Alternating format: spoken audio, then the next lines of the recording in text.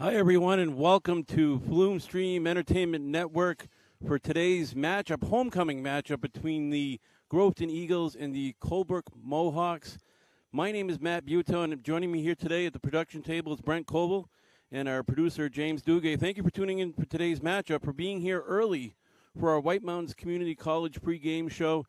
Brent, it's soccer. It's soccer season. It's a beautiful day. And you probably don't get a better matchup, especially for a homecoming matchup between Groveton and Colebrook. What do you think?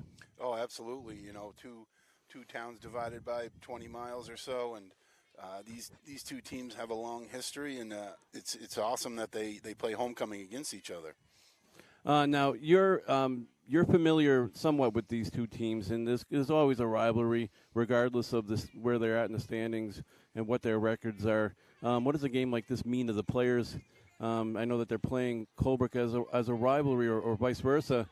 It's a big win regardless. Oh, absolutely. You know, this bragging rights between these two North Country towns. Always intense, competitive games, no matter what sport they're playing in. And looking forward to today's matchup, both the girls and the boys. And our first game, thanks for mentioning that. We actually have a doubleheader today. We're covering girls and boys. Both highly competitive matchups. Colebrook comes in. The Colebrook girls come in today 0-2 with a loss, I believe, to Gorham by five or six goals. Not the way they want to start, but what do you think they're going to? What do they want to achieve in this game? Well, I think they're definitely looking to get some shots on net and get the ball in the back of the net. I think they've struggled with that early in the season. I think the Groveton girls have the same issue this early. Both coaches are very pumped up about today. They're both looking forward to getting that first W in Colebrook's sake, and Groveton would like to get that second one. Now, Colebrook has somewhat a younger team. Well, maybe a little bit of each. Same thing with Groveton, and I actually see at least one or two eighth graders. In these smaller schools, the numbers are sometimes low, and they have to bring up maybe an eighth grader or use a freshman more than they were planning to. How does that help with development for these teams and for these coaches watching these younger players? Well, it certainly helps, as they move forward. I see even Colebrook here has a couple seventh graders here on the roster. Mm-hmm. And obviously that's dictated by numbers, and they're going to get plenty of experience. It looks like they have a short roster, so it looks like those seventh graders will get playing time today. So, I mean, it's only good for them in the future, and, it helps the coaches move on through the years, so to speak. Yeah.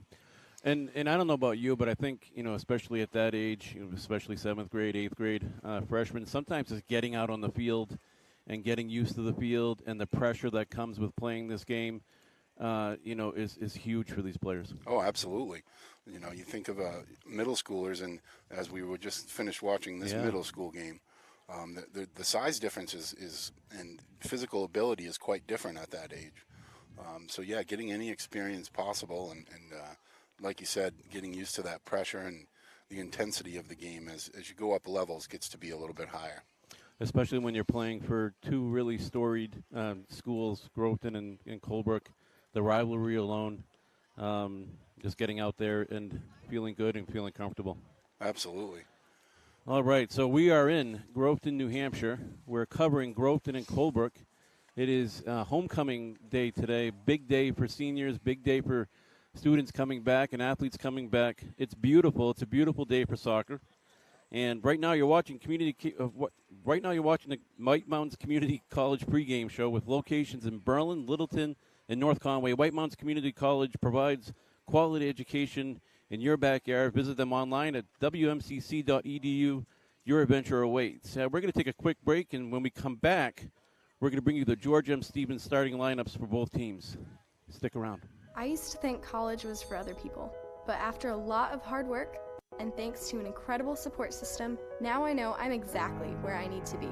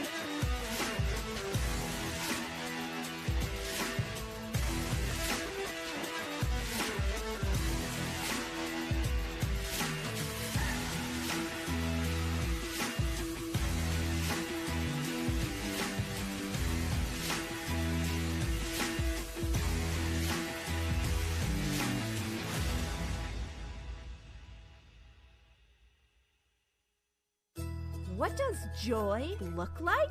At Santa's Village, it looks a lot like this. Visit a world of pure joy that's closer than you think, where it's always the season for smiles, for laughs, for family, for reindeer roller coasters and cookies. For a day packed with so much fun, you'll know exactly what joy looks like. Santa's Village, pure joy, family style. Covering you at home, at work, and at play, George M. Stevens Insurance is the only local agency to offer personal and commercial insurance, as well as health, life, and financial services. With offices throughout the North Country, we service your complete insurance needs. As a trusted choice insurance agency, we research coverage options from the nation's top companies to ensure that your policy works for you. George M. Stevens Insurance, protecting New Hampshire and Vermont since 1882. Hi, everyone, and welcome back to Flume Stream Entertainment Network. We're in Groveton, New Hampshire. We're covering boys and girls games. Not only a game or games, Brent, we're also covering the homecoming games of two rival teams ready to battle it out today and work hard and have some fun. But let's do this first. Let's go over what the starters are going to be. And today's our starting lineup is brought to you by George M. Stevens & Son, offering home, auto, life, and commercial insurance throughout the North Country. Visit them at their locations in Littleton, Colebrook, Lancaster, and Lisbon, or check them out online at gms-ins.com. That's gms-ins.com. Brent, you have the Colebrook girls, the visitors. I do. Here we go. We have freshman number 10, Haley Rosito, playing the forward position. Another freshman, number 15, Naomi Neto, at the forward position. And then third freshman, number 7, Bridget Wonka Green, at the forward position. In the midfield, we have freshman number 16, Samantha Sampson. Senior number 14, Sarah Ferdinand. 8th grader, number 4, Lindsay Eldridge. And on defense, we have senior number 12, Cheyenne Fuller. Senior number 23, Ariana Lord. Senior number 13, Emma McKegg, and freshman number 20, Lexi Santamaria. And doing the goalkeeping for Colebrook this afternoon is number 11, senior Sierra Riff. A few seniors on there, 4 or 5? It looks like the seniors in the backfield here. You know, the defense is their most experienced spot. And this is a game that's important to them, their last homecoming game. And I'm sure all of those seniors have a W in mind. So thank you. That's the Colebrook Academy girls varsity soccer team. And they're playing against the home team, Groveton. And the Groveton starters will be at forward, Paige Lambert. Forward, Julia Chappelle. Forward, Aspen Claremont. Forward, Julie Glover. Midfielder, Casey Chappelle. Midfielder, Kendra Savage. Midfielder, Kirsten Allen. And on defense, we have Madison Ash, Marissa Kennison, and Delaney Whiting. And the goalkeeping for the Groveton Eagles will be Catherine Bushy. So, again, a team that has a few seniors, an important game. Brent, those are your starters, and those starters are brought to you by George M. Stevens. Check them out online at gms.ins.com. And those are your starters, Brent. I'm excited to get this started. Yeah, absolutely. I think, as our producer told us, the middle school game ran a little bit long, so these two teams are getting prepared to go here. Looking forward to it. What a beautiful day we have, and the crowd around here is awesome as well. What a good atmosphere. There's cars all over the place. There's people all over the place. There's parents, friends, family. People are watching this game and know the significance of the Colebrook and Groveton rivalry, know the significance of a homecoming game. It's exciting. Oh, absolutely. Great atmosphere to play in. I think typically at this field, the girls usually play on the other field, so this is good for us as we have all the games on one field here, so we can cover both games, which is great. But absolutely looking forward to seeing what both these teams come out as. And just as a reminder for the viewers, we're actually covering both games today. They're going to be back-to-back, probably a little time in between, but we're going to be here. We're going to be covering all the action.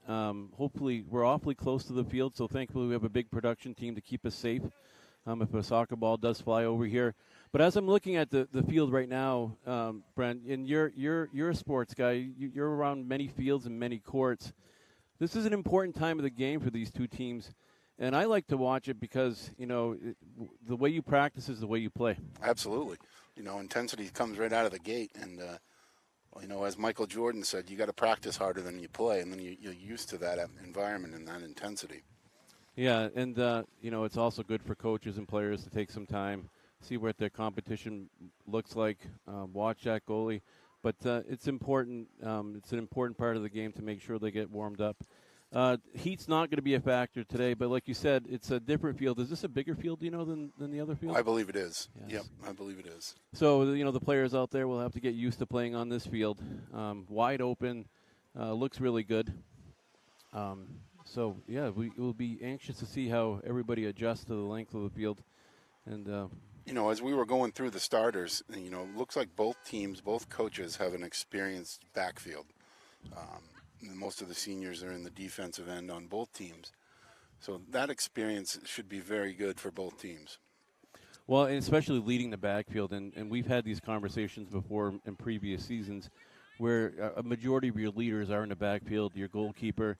The communication's important. They see more of the field than perhaps the forwards do going in that direction.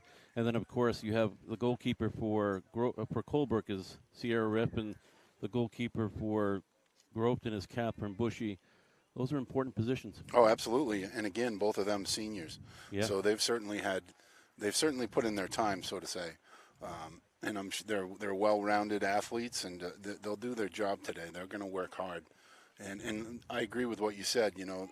The communication comes from the backfield, as they see everything on the field, and they're kind of the directors. They have to direct people where to be and which way they want to go.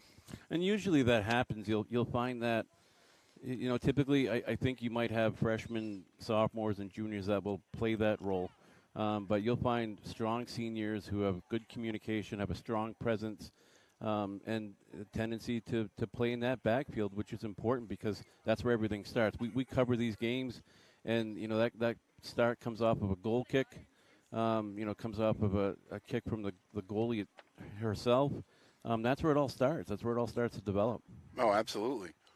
Looks like our officials have arrived. Who do we have? Not quite sure. I can't really tell yet.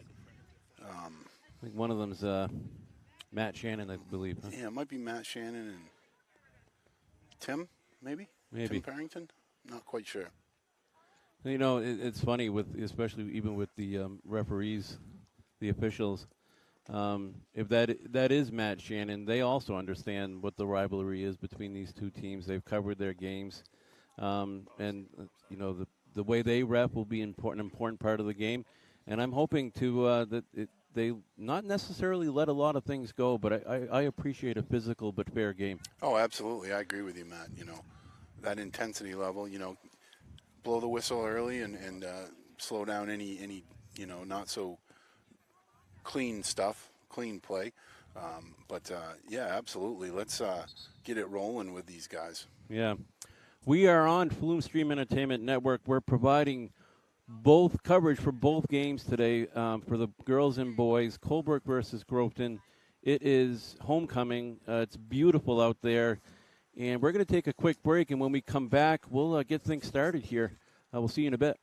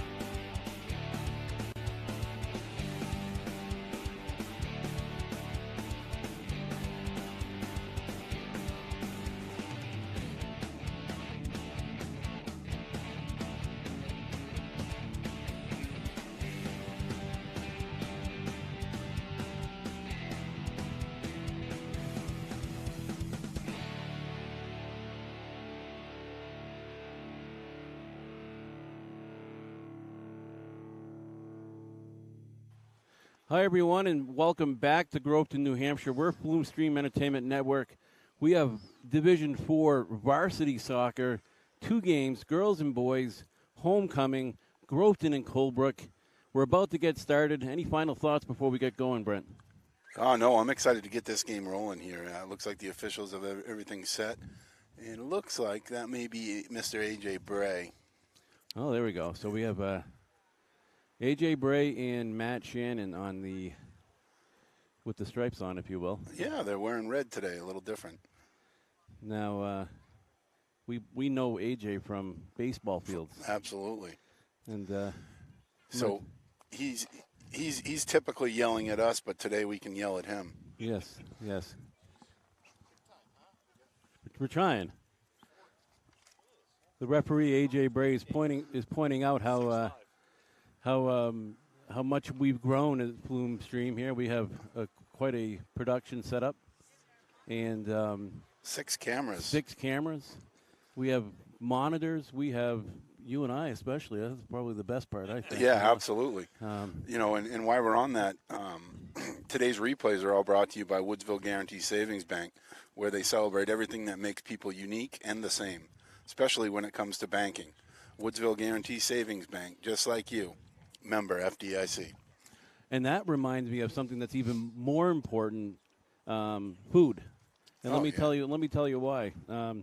Join Santa's Village on Sundays in September and October for their Feastival event, not festival, Brent. Feastival. And it is truly a feast. Ride all day and feast to your heart's content with all-you-can-eat food with your paid admission. Wow. That means all-you-can-eat donuts and pizza and French fries. I kind of just stopped listening after donuts myself, and so maybe we can get there before the end of the day today. Both teams have come out.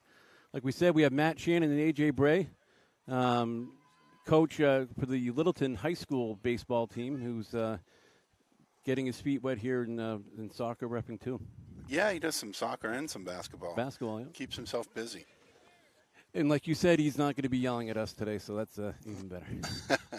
All right, we're rolling, and Colebrook will possess the ball. They'll settle it, push it up midfield. Intercepted by the Groveton player here. Not much happening midfield, getting their feet wet. Looks like Big Ariana Lord for Colebrook there holds the middle down. Yeah, it's quite a that's an important position. Groveton's going to take it up the line. It's number 14, Madison Ash. She loses it. She's still battling in that corner. No call. I'm having a hard time seeing. Number 12, Cheyenne Fuller, clearing the ball out of the defensive end. You'll have to help me with the numbers. Sometimes I can't see him with the long hair in the back. And there's Lord there. Marissa Kennison. No hand. No handball there. And there goes Colebrook. Number 15, Naomi Neto. And there's that communication we were talking about, Brent. That was number 20 for Colebrook. Lexi Santa Maria, freshman it looks like, but not scared to communicate, let her team know what she's going to be doing with the ball and put it down that side of the field. No, and a very big freshman. Yes. And there goes, who's that, number 15 for Groveton. Don't seem to have a number 15 on our roster. That ball will go out. I'll have to find out what her name is. Groveton will take the throw in. That stays in. Good ball. Number 2, Julia Chappell, battling it out. 14's going to push up. Deflects off of number 15 for Colebrook. That's Naomi Neto. Santa Maria stepping in the way again there. Good ball. Was Groveton trying to create their first opportunity. Good step by the Groveton defense. And the forwards will take over from there. That's number 14 for Madison Ash for Groveton. Trying to push it up to number 4, Julie Glover. And that will be a Groveton throw. Kirsten Allen taking the throw. Allen. Yep. Big throw. A little bit of a push, it looks like. Be direct going out for Colebrook. Feeling each other out here early in this game. Ball's kind of been in the middle of the field. A big boot. Nice step by the Groveton player. That's number 3, Kendra Savage. Marissa Kennison clearing it out of the defensive end. It'll be a Colebrook throw. Matt Shannon's on that side, eyes like a hawk. He saw that push. Set the stage for what kind of a game it's going to be on their end, as Casey Chappelle throws that ball in. She follows it, kicks it back up. Colebrook midfield. Oh, there goes Julie. Groveton's trying to create their first opportunity of the game. Julie Glover gets a shot on net, and it goes in. Groveton's first shot, and that was number 4, is Julie Glover for the first goal. Wow, that was a great shot. So Groveton has set the stage. They're up 1-0. They have the momentum. Only one shot. I believe that was the first shot of the game. It is, Matt. It is very, very good. And number four, Julie Glover scores the first goal of the game. And my color here is very complimentary. I appreciate it. That makes me feel good, Brent. Oh, anytime. It means a lot to me. The ball was just above out of the reach of Sierra Riff there. Well-placed shot. Yeah, and definitely an intentional shot as Groveton's trying to create another opportunity. They're able to keep it in. And they'll go down the corner. That's number 14 for Groveton. Madison Ash. Groveton throw. Looking for Glover again here. Glover's going to battle it out. That's with Emma McKeague. Emma was able to turn that and clear it out of the defense. Groveton throw in. Glover and McKeague are battling over in the corner. Neither of them are giving up, really. Boy, those Groveton midfielders and forwards, they're all over the place. Absolutely. And there goes Colebrook. Colebrook trying to make a little bit of a run here. Deflected off a Colebrook player. This will be a Groveton throw. And we might have our first sub.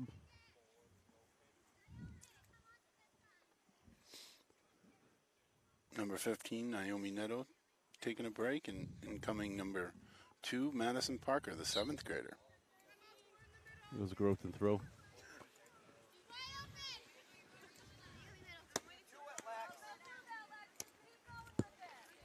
Good step by the Colebrook defender.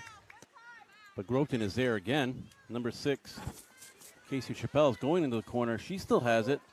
Oh, and the ball goes out. It looks like it's going to be a Groveton throw. Chappelle will take that throw. She has Glover. Trying to get to Glover. Almost able to. There goes Glover again, chasing that ball down. Yeah, Glover keeping the pressure on the defense. There they go. Couple touches by the Groveton player. Goes down the line, trying to get in the middle. Not much happening. Colebrook midfield strong. There goes Colebrook. Oh. No dangerous play. No dangerous play. Here comes number 14, Sarah Ferdinand. Battling it out with number 3, Kendra Savage. Savage throws it in. Little battle over here. Groveton throw. Go ahead. Yeah, go ahead, Matt. Trying to dump it in the corner. A little bit of a push, but kind of shoulder to shoulder. Is that number? Emma McKeag clearing it out again. She's a strong defender back there. Trying to settle it. Glover gets to it. McKeag to go in the corner, take it to the side, and she puts it out. And we'll have a Groveton throw. McKeag and Santa Maria are working hard on that right side of the Colebrook defense. You know, it's funny. They scored. Glover scored that goal, and they seem to have really tightened up and really kind of opened their eyes and get even stronger than they are. Oh, absolutely, Matt. You know, sometimes that early goal takes away the nerve, so to speak. Yeah. You can get after it a little bit more. And you have those seniors, you know, Cheyenne Fuller, Ariana Lord, Emma McKeague, Lexi Santa Maria, I mean, they're strong. And they're not only strong, Brent, but they're fast. They're very absolutely. agile. Looks like we have our first corner kick of the game for Groveton.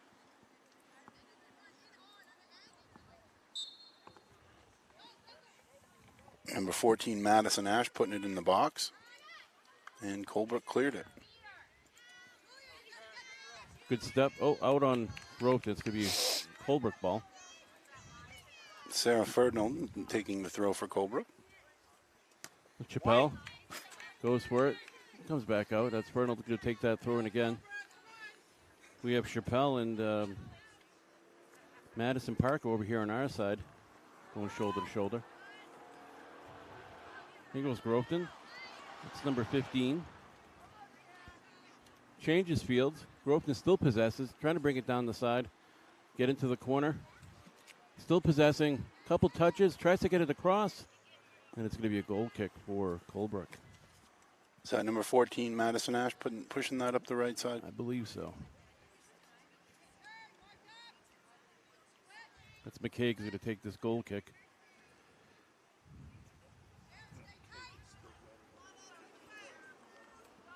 I'm guessing this will be a big boot here. Right to the Played there right goes to Colebrook, huh? Played right to Haley Residual.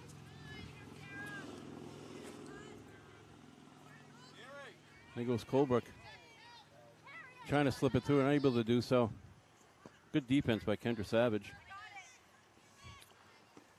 Delaney Whiting stepping up, playing a through ball up to number 15 for Groveton. Oh, McKay steps. There goes Glover. Ooh. And score! Glover with her second goal of the afternoon. Another. Oh, go ahead. On only the second shot for Groveton. 2 for 2. Another beautiful intentional shot by Glover. Took a look at what she had for an opportunity, put it up high, and the Colebrook goalie, Sierra Rip, unable to jump up and grab that. Absolutely, 2 perfectly placed shots above the keeper's hands. It's on number 4. She's in the center circle. And he seems to be a player to watch, Brent. Absolutely. Glover's got a knack for the net here. Yeah. Here goes Colebrook trying to create their own opportunity. Number 2 crosses it to the middle, able to get there. But who was that? Number 16, Samantha Sampson, not able to bring the ball down. It's Colebrook again. You know, I was just noticing, Matt, we don't have a clock around here. That's true, huh? We've got our own clock here from producer Chad Fillion, just showed me. We're about 29 minutes left in the first half. So we've had 2 goals within the first 10 minutes of the game here.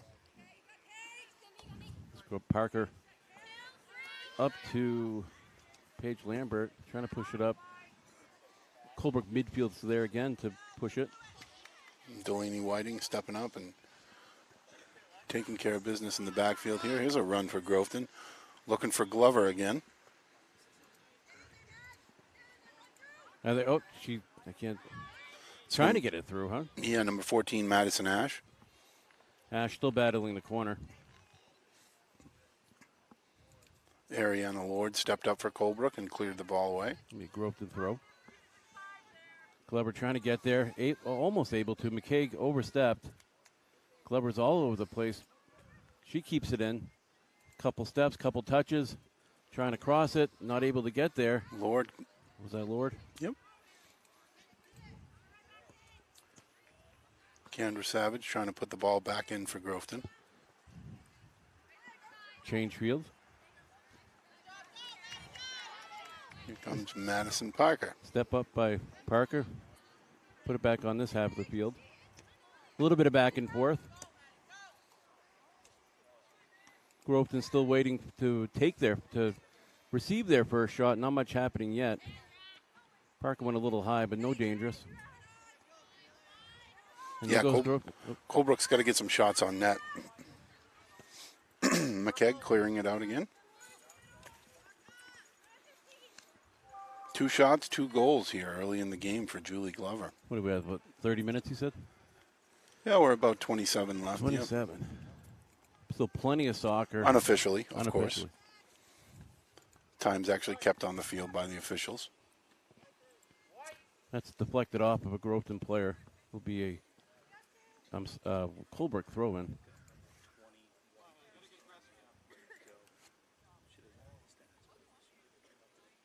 And Madison Parker here on the side with Julie Chappelle. Chappelle trying to get it. Haley Rizito. Had some momentum. Ball's kicked out. Mohawks with a throw-in. Here goes Madison Parker. Oh, a couple of swings and misses there. By both teams. Trying to bring it in the corner. Rizzetto battling Delaney Whiting. And we have a Colebrook throw and Colebrook throw. 14, Sarah Ferdinand. There's a throw. A little bit of push. That's okay. Groveton trying to clear it. They're able to. Good step up there by number 20, Alexi Santa Maria. Ooh, here comes Parker, who just missed. It's going to be a Groveton throw, huh? Yep, Groveton throw here. Looking at the options. Number 2, Julia Chappelle. Chappelle centers it, trying to get it over to number 6 for Groveton. Chapel, excuse me.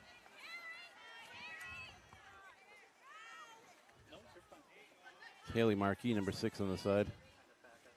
It's Groveton again. It's Madison Ash. Madison Ash still looking for tries Glover. to cross it to Glover. Glover couldn't do much, tried to get it back to Ash. She's still battling for the ball. Colebrook's trying to get it into the offensive half. Groveton possesses again. Yeah, Colebrook's first touch is a little iffy right now. They're going to want to clean that up. See that Glover slipped through, but thankfully Sierra Rip was there to pick it up. But that was dangerous. Got to be careful for that. Unofficially, the third shot of the game for Groveton. Good step up by the Groveton defender. There goes Parker. She's trying to get it up to. Is that 15? Do we have a name for her? We don't have a name for number 15 on Groveton. Trying to get it to Glover. A good step by the Colebrook defender, though. We certainly apologize for that. We don't have a number 15 rostered. And that number 15 is going to bring it deep into the corner. Number 3, Kendra Savage is there to take it away. Big step by the Groveton defender. There goes midfield. Lord trying to step up, but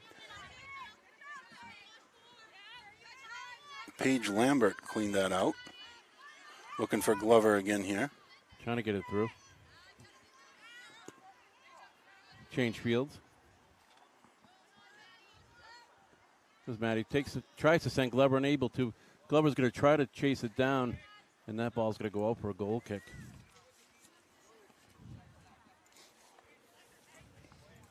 What do we have, 3 shots, you said? 3 shots unofficially for Groveton. Groveton up 2-0 over here in Groveton, New Hampshire for the girls' homecoming game. Julie Glover so far is on fire. Groveton's trying to utilize her speed, utilize her knowledge, and as you see on her 2 goals, they were well intended and in good spots. Oh, perfect spots, both of them. Little midfield battle. It's Madison Ash. It's Colebrook trying to get through. They're unable to. That's a tough defense that they're trying to battle over here. Another good step by Groveton. Oh, Madison Parker breaks free here. Parker's got a couple touches. Oh, a little bit of a push, but A.J. Bray thought it was good. Official A.J. Bray did slightly put his whistle in his mouth, but then decided against it. Oh, we've got a shot for Colebrook. So Colebrook takes that shot, Brendan. You know, I think at this point, putting something on net, trying to create an opportunity. They haven't had many shots, or any for that matter. That might have been their first one. Absolutely, their first shot of the game. You can see a little frustration and just kind of winding up and, about 20, 25 yards out. I don't know if you saw what happened over in that corner with it seemed to be a lot of the spectators wanted to call. Oh, absolutely. I didn't quite see it myself. But official A.J. Bray was right on top of it, so. And from what I've been told, he has eyes like a hawk, so, hey, who's for us to say, right? That's right. I think his eyes go a little black during baseball season. But yeah, he might You might forget some of that. Here's Madison Ash trying to get it to Glover. She's able to. Glover trying to settle it. Hustling down the Cleared side. out by Lexi Santamaria. Madison Ash. Madison Parker. Parker, yep. Good ball movement. Goes Colebrook. Plenty of time. Madison Parker must be the coach's daughter, Katie. Goes Haley Marquis down the side. Both coaches have daughters playing for each team. Aspen Claremont is Coach Sarah Leclerc's daughter, and Madison Parker for Coach Katie Parker. That's a good step by Samantha Sampson. Shot just to the right of the goalkeeper. And that was 13, Emma McKeague. Again, another one of those shots, Brent, that, let's just shoot at the net. And actually it was pretty dangerous. You never know when that's going to bounce over the keeper. So Yeah, absolutely. And, the Groveton keeper,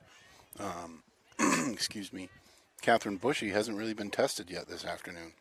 No, and all it takes is one. It's still very early in this game. It's 2-0. Glover scored 2 beautiful goals. Now she's trying to get back into play now. Colebrook will move it up the field. Trying to settle it. Going to have a Colebrook throw. Some subs over there. Looks like Sarah Fernald's going to take the throw. She gets up over to Samantha Sampson. Back to Fernald. Fernald has it. He has a little bit of time. Trying to push the ball up. And that ball will go out. And that's going to be a Groveton goal kick. Ball's a little bit more here in the Groveton defensive end here the last 5 minutes or so. Colebrook's trying to get close to that net. Groveton had a lot of momentum, but the Colebrook defense has just really stepped it up and making it difficult for them to get the ball to Glover and some of their shooters as they're going to battle it out in the corner over here. Is that going to be a Groveton corner? I think so. Yeah, it'll be a Groveton corner. Second corner of the afternoon for Groveton. Just Glover up there. Martha Hodges up there.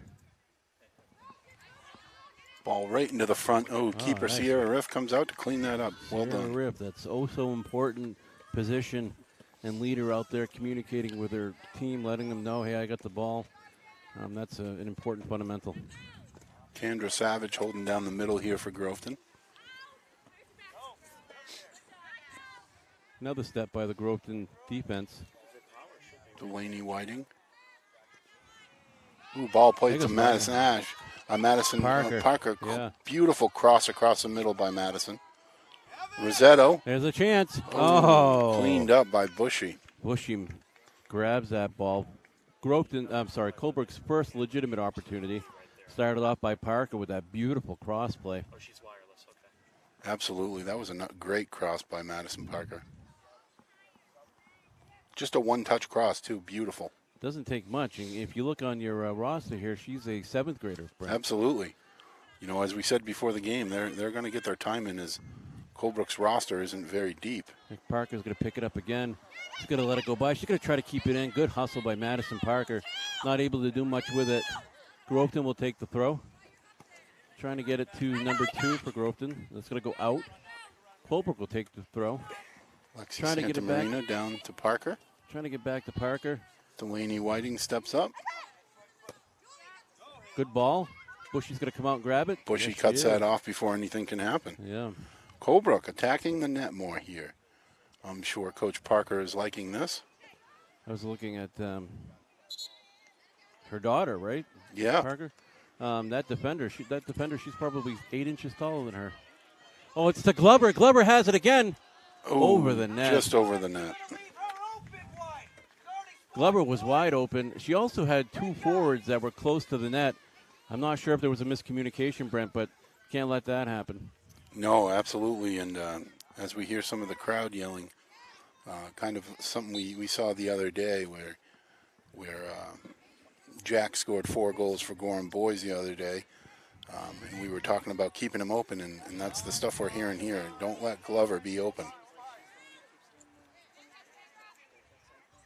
Colebrook has an opportunity. Get a battle at midfield. Nice step by number 2 for Groveton. They're going to battle out right next to us here. A little bit of a push. That's okay. A.J. Bray says play on. Ooh. Groveton will kick it out. It's going to be a Colebrook throw. That's number 20, Lexi Santa Maria. Dumps it in the corner. Back here, she's going to try She's to going to take a boot. ball played right down the middle. And Bushy Cleaning it up again. Shots are even on net here now. We have 5 for Colebrook and 5 for Groveton. What I liked about that play, Brent, I don't know if you picked up on it, but they took that shot and Wonka Green didn't stop running for that ball until Bushy had it in her hand. Absolutely, I did notice that. And you know how that goes. You want a rebound, a slip up, you can put that in the back of the net. Number 5 for Groveton. Paige Lambert going off. How about Groveton throw? Julia Chappelle. Oh, no, is it Julia? No. Coming in for her was number 13, Addison Hamilton. Kirsten Allen's going to take the throw and trying to get it up here to Chappelle right next to us. Good header.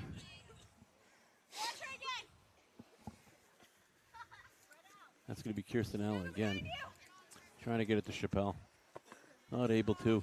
Well, that's Delaney Whiting. Delaney Whiting. Which one's that? The one that was making the throw, Delaney Whiting. Delaney Whiting, okay. Santa Maria clears it out. Going to have a Groveton throw.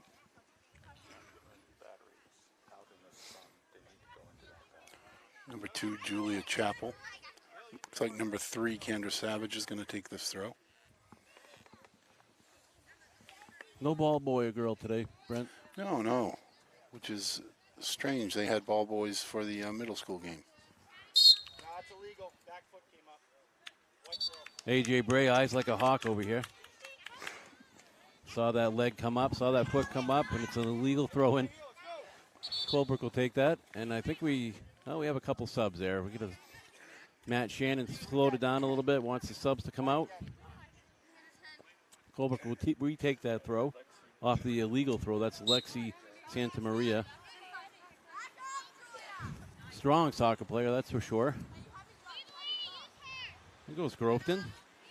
Trying to get it. Great step up there, yeah. Yeah, boy, that was good. By Lexi Santa Maria. Good defense. A couple of Groveton numbers, Brent, I don't have on my list here. Do you have a number 13? Yes, Addison Hamilton. Oh, there it is. What do we got? A Groveton throw. Good hustle by the Groveton forward. There goes Glover. Glover wide open again here. Sierra Riff comes out to clean that up. Glover again, kind of left alone fast, but Sierra Riff picked up on it and grabbed that ball before Glover could do anything. There goes Colebrook, pushing it up. Ball's in the air. Unofficially 13 minutes left in the first half. White throwing. Oh, we got a Groveton throwing. And there goes Groveton, bounces off of number 14, Madison Ash. Looks like a Colebrook throw. Ariana Lord.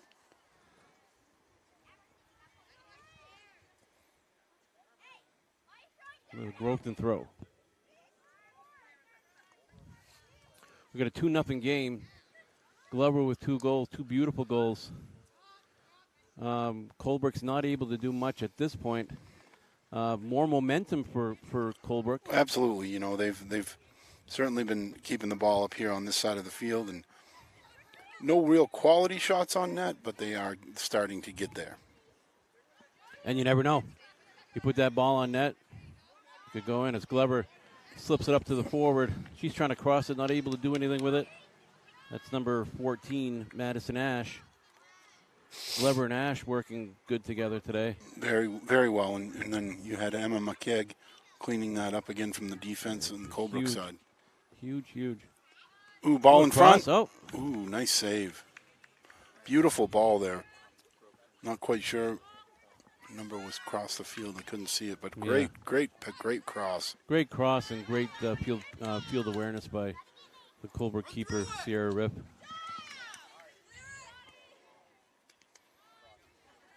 Colebrook just not able to put anything together to take a quality shot. As Groveton will possess. It's number 2, Julia Chappelle. Tries to push it up to number 15. 15 is that one we don't have That's yet. the one we don't have yet. If anybody's watching us on Facebook, maybe they can let us know. Yeah, absolutely. Gonna have a Colebrook throw, Santa Maria. Trying to slip it through. Another step by Here comes Rosito. Rosito down the side. She still has it. Puts it in the corner. Tries to set herself up for a cross. Unable to do so. And that defender, number 1 for Groveton, that's Delaney Whiting, was all over her. But, boy, could they move down the side? There's a Colebrook throw, and I'm going to dump it in the corner. Delaney's there again, trying to play defense, playing strong defense. Colebrook ends up with it, trying to cross it. Shot on that by Rosito. It was Rosito, and then you had Catherine Bushy there making the easy save. She'll boot it up the side. That's that number 15 for Groveton. She has Glover. Not much there. No dangerous. There we go. There's a nice step here, but is that McKeague? Yeah, number 4 was Santa Maria. Yeah. And number 4 for Colebrook there, Lindsay Eldridge just was involved in that play there. Okay. And that's an 8th grader, Lindsay Eldridge. Well, you're right. 2 7th graders and an 8th grader for Colebrook. And not just here, but having an impact on the game. Absolutely.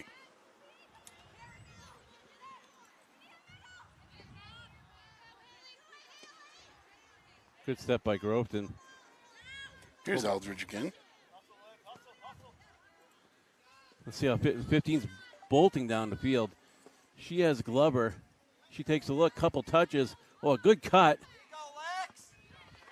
Lexi's there, though, to play, as she has been all game, strong defense. That's Lexi Santa Maria. What do we got, a Groveton throw? Yep. Trying to settle. Here's a cross. Ariana Lord got the ball in the middle of the field. Lord trying to do something with it. And that goes out. Naomi Netto not able to get there in time. Number 2, Julia Chappelle will take the throw. She sees 15 in the corner, trying to send her there. An illegal throw. It's the second time official A.J. Bray has caught that. It's one of those calls, too, Brent, that you don't really want to see. You don't really want it called against you because it's a fundamental. Absolutely. You know.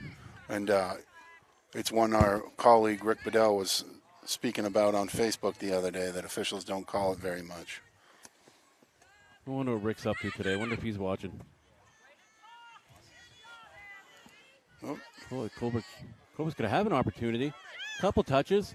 Who waited a little too long to let that shot go. Probably one more touch than she would have liked to. There goes Casey Chappelle. To Glover. Ball down the wing. Oh, offsides. Offsides. I'm going to guess that was that number 15. We don't know her name, but she is one heck of a soccer player, I can tell you that. Very fast. Very fast. And has quite a presence here on the field, working alongside Glover and Ash on the right side. We're going to have a indirect kick, Colebrook. Ooh, that's got to hurt. Number 15 for Colebrook. That's Naomi Netto, not afraid to do what she needs to do to settle that ball and play defense. Have a Groveton throw. Kendra Savage.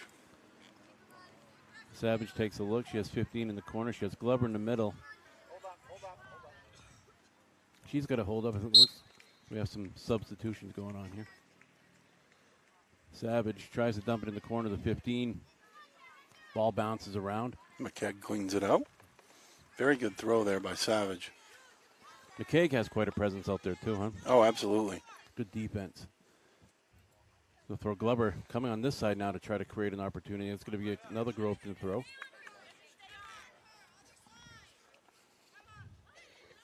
Trying to find a spot to put it. Gets the Glover. Colebrook defense is again there to help out. Comes Delaney Whiting stepping up. Little battle there midfield. Ariana Lord looking from Madison Parker. There's Parker again. Again, another well-placed cross by Parker. Which I like that combination of Naomi Neto and Delaney Whiting battling it out in the corner over here as Whiting's going to take this throw. Another step by Santa Maria stepping right up to 4 people. That was beautiful. Good field awareness too. McKegg, again, communicating with her team with a step up, but they have to be careful because Glover and 15 and Ash are fast, so they have to do that strategically. It's burnt them at least once or twice today. Oh, absolutely. Parker again. Parker's on the other side now. Trying to change it up a little bit. It was Neto trying to get there.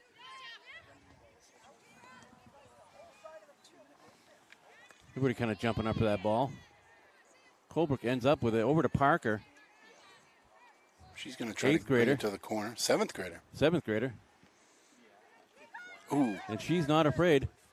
I don't know who that defender was, but probably a good 6 inches taller than her. And she stood there and did everything she could. I believe that was number 8, Kirsten Allen for Groveton. Shoulder to shoulder. Parker's back in, trying to get it to her midfielder. And there goes Groveton. Oh, good stop by midfield. Trying to push it up to Glover. They're not able to. They're going to try again here. Another good step by the Colebrook defense. And there goes Colebrook. Parker's coming in. Ooh, here comes the chance. Parker's there. All over. Ball's loose. Colebrook Parker tries to let it go, unable to, and the Groveton defense will clear it. McKegg with another step. She pushes it up. Looks like that ball might stay in. No, it would be a Groveton throw. Very good opportunity there for Colebrook. Some good momentum, Brent.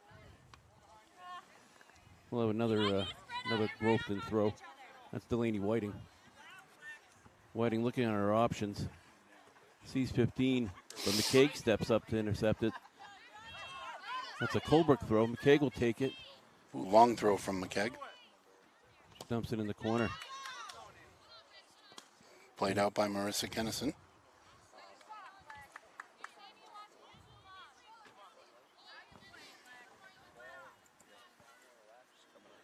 Lindsay Eldridge will take the throw. Down into the corner. Oh.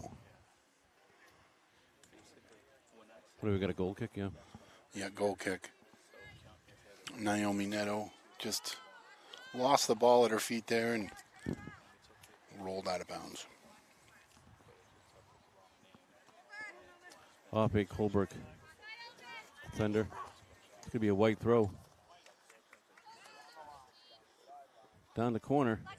Santa Maria working very hard here. The whole game, the whole half. Oh, number 15 was down, though. She's back up. She sees Glover. Probably going to try to send her, but also trying to be careful with the offside. As Lord was there to intercept. Here goes Colebrook trying to get in the corner. And there they go. There's Rosetto and Eldridge. Lord will step up. Has a couple touches. Well done, Lord.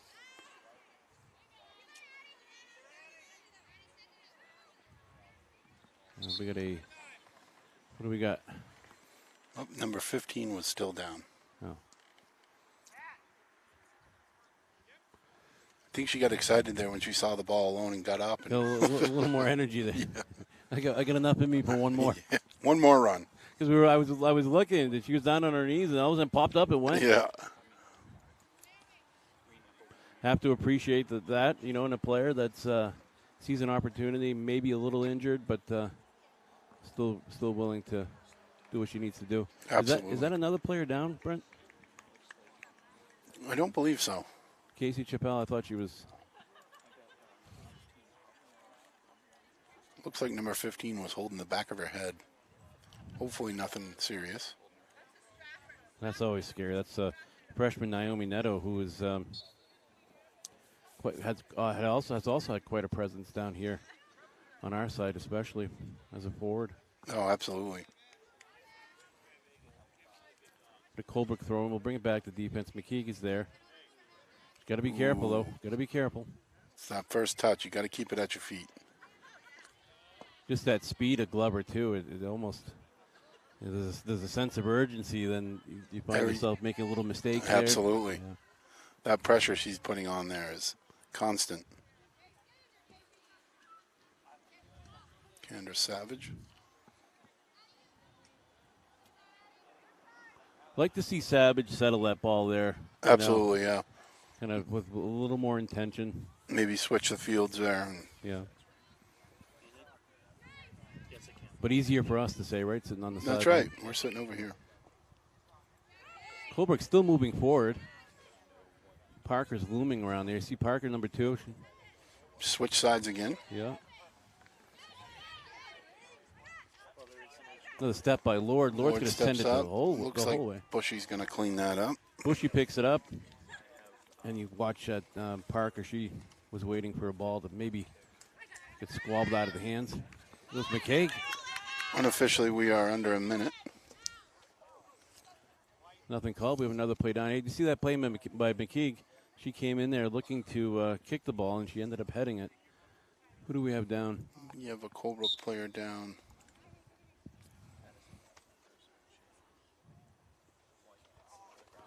Well, while they're addressing that, Brent, our upcoming game schedule. We got a busy week. It's a full week for us.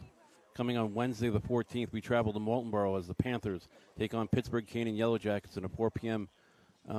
Girls Varsity game. On Thursday, we'll be in the studio for a new season, a new episode of Sports Talk, Brent. That's you and me, you and I. Then on Friday the 16th, we head to Epping for more Division IV girls soccer with the Hinsdale Pacers squaring off against the hometown Epping Blue Devils in a 4 p.m. showdown. I'm looking forward to that first show. Yeah, absolutely. Me too. And we've certainly, Flume Stream Entertainment Network here has expanded to cover southern games in southern part of New Hampshire. And Matt will be bringing you those games. We got Lindsay Eldridge, number 4 for Colebrook, being escorted off the field. Not sure if she hurt her knee or her ankle. It looked like a little bit of a funky twist. I don't know what you saw, but kind of saw the same kind of thing, Matt, but she wasn't really holding either place, so tough to tell. Usually, when they're injured, they hold the spot that hurts.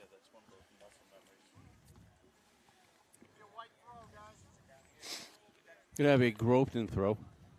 I'm sorry, a white throw this year, right? Colebrook, Colebrook throw. Looking at the Groveton players here. That's going to be Haley Marquis, another freshman for Colebrook. She has 7th grader Maddie Parker there with her. Whiting saves it, and Rosito right there to pick it up. There you go. Looks for Parker. Parker's chasing it down in the corner. She has a little bit of room, tries to cross it. Oh, beautiful cross. There it is. Oh, good ball. And Rosito hits the side of the net. Very well done by Madison Parker there. Parker's playing like a senior. Who was that? Was that Rosetta? Yeah, Rosito. Rosito. Hit the side of the net.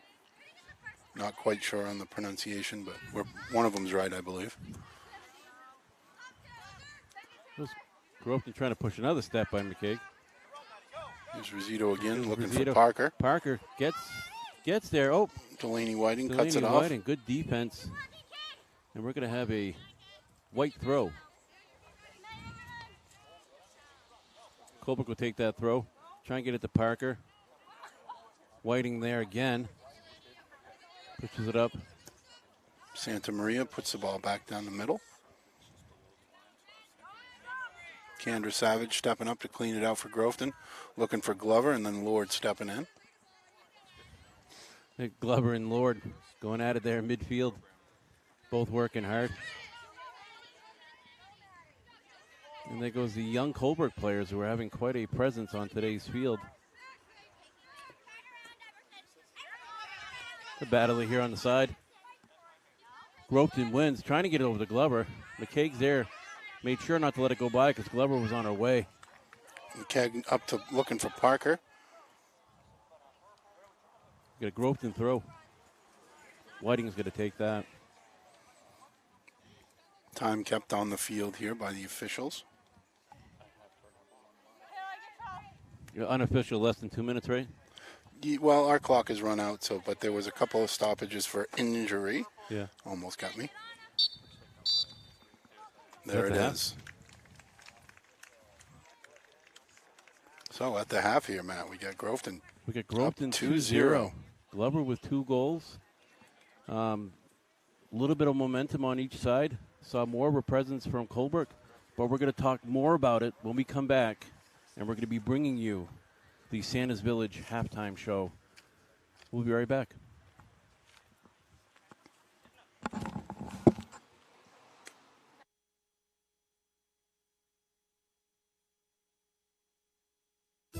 What does joy look like?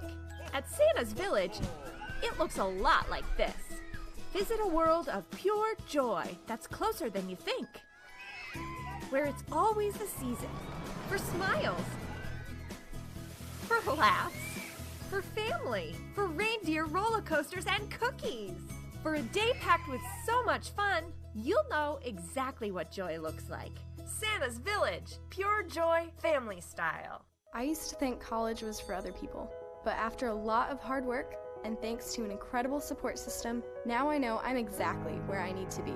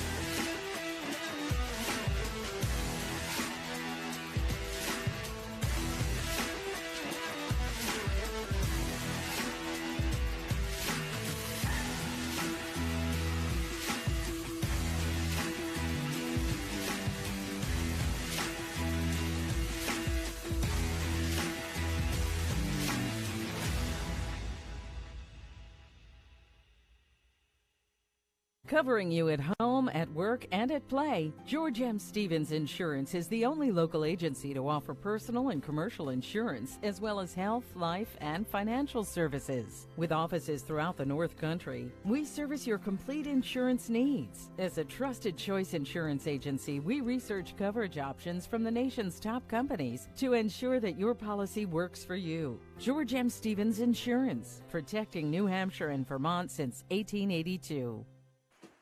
Hi, everybody, and welcome back to Plume Stream Entertainment Network. We're in Groveton, New Hampshire. We have Groveton, we have Colebrook, we have a varsity game here, a homecoming game, an important game between two rivalries. Groveton is up by 2-0. Brent, what are your thoughts on the game so far? What do you have for stats for us? Well, stats-wise, Groveton's had 2 corners.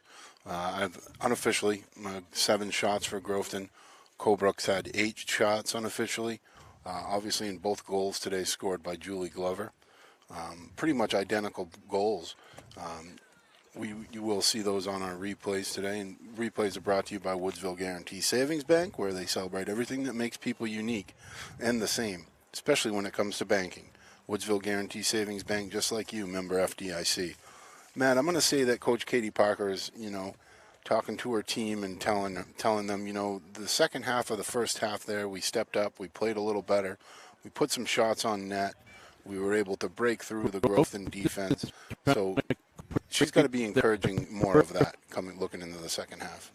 Brent, obviously Glover, number 4, Julie Glover, is an impact player today. She has a couple goals, and they were worthwhile goals. They were well-intended and good spots. Who's an impact player today for Groveton? I know we talked a lot about some of the younger players. For Colebrook, you mean? I mean, for Colebrook, yeah. Yeah, absolutely. The Rosito girl and Madison Parker certainly getting her fair share of touches on the ball as a 7th grader.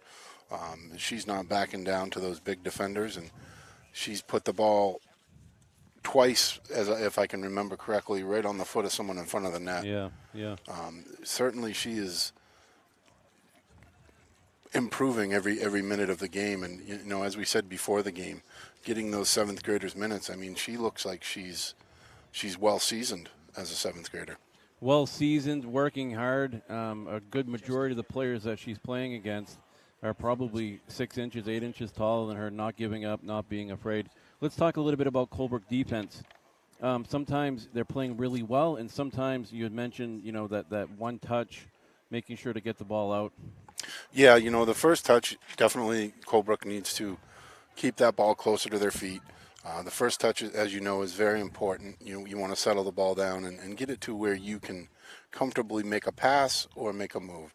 You settle the ball down, that's all bouncing, and then that's where the pressure situation comes in, and people like Julie Glover are going to swipe that ball right away from you and go by you.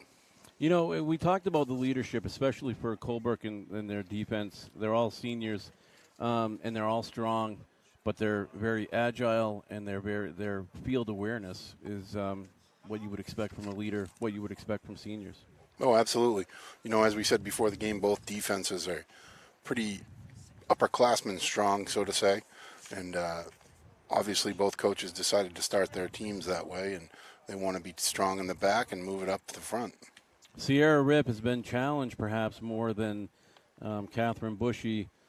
Just some difficult goals. Sometimes you just can't save them. Bushy's hasn't been as challenged as much. Although the shots are even, it seems to be that maybe Groveton's shots are more quality. Absolutely, and I would agree with that statement. Colebrook's had probably, out of their 8 shots, probably 2 very good attempts. The other ones have gone out of bounds or wide of the net.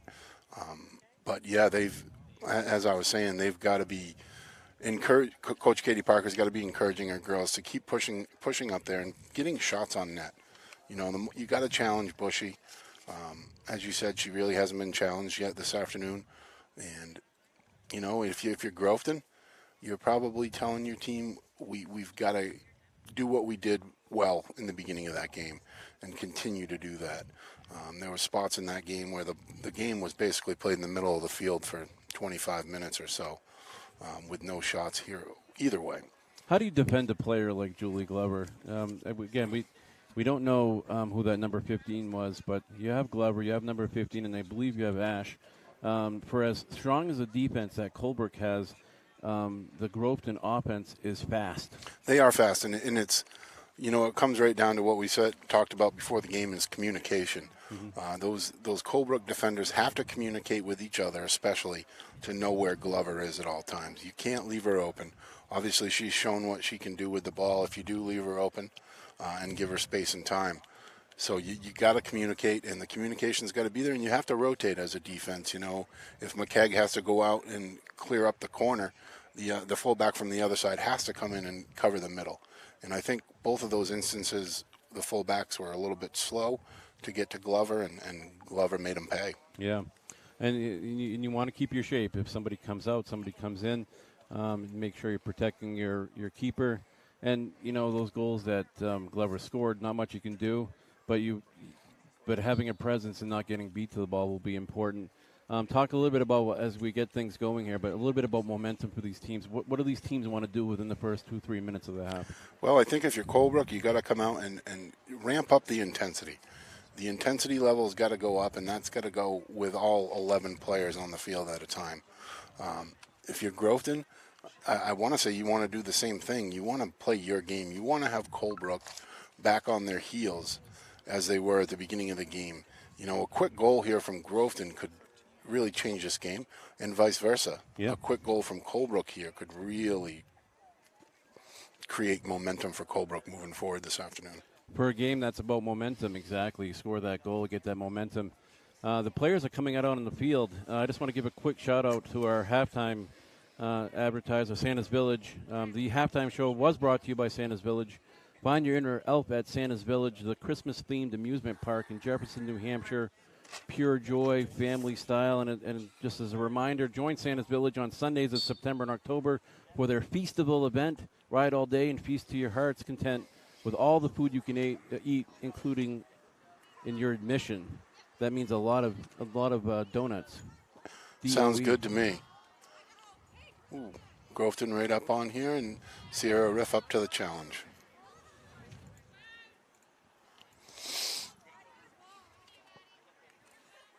Boot that ball in midfield.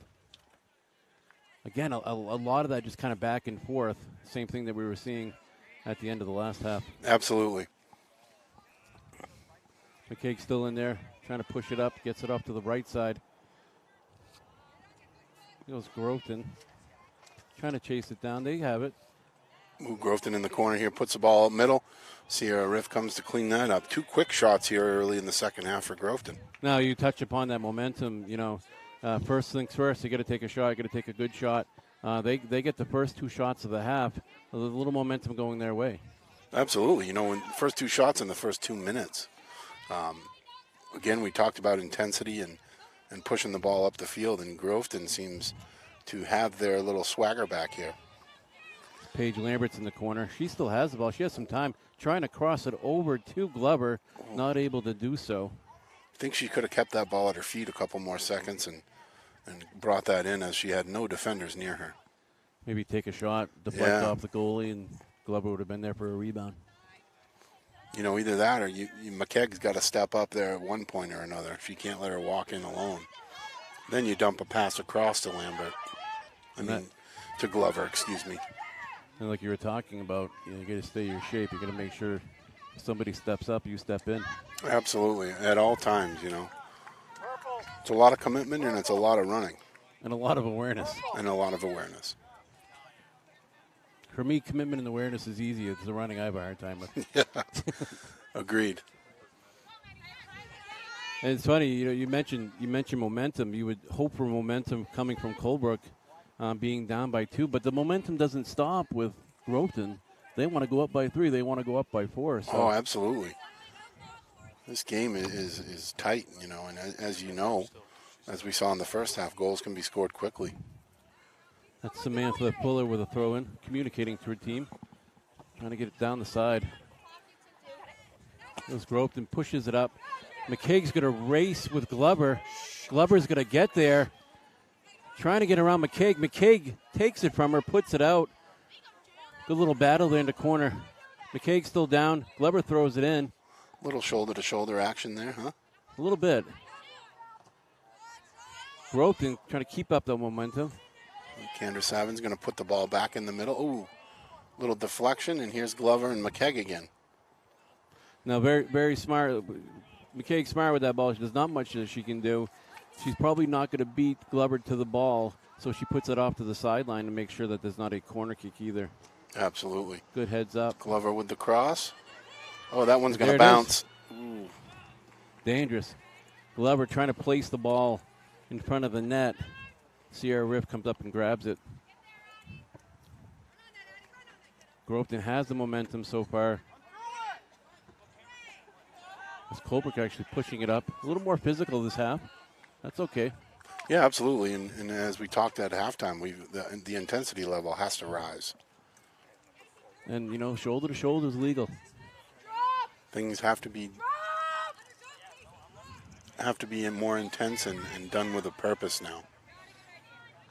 That's Fuller communicating to her, the girl throwing it in, letting her know I'm back here. And there goes Groveton. Is that Delaney on number 20 out there? Delaney is number 1. Lexi Santa Maria, yeah.